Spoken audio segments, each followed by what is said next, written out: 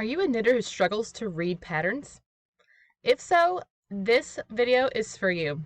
Hi, my name is Amanda Saladin, and I would love to invite you to join my free workshop. It's called the Knit Pattern Cure, and this workshop is a series of 5 days of video lessons where you will learn to break away from only being able to make basic patterns or those that only have videos so that you can read knitting patterns like a pro.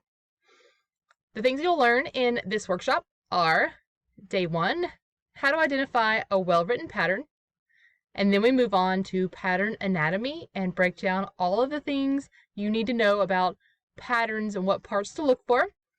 And day 3, we look at abbreviations, which are a big one, and we also go into the stitch guide and pattern stitches, which are different.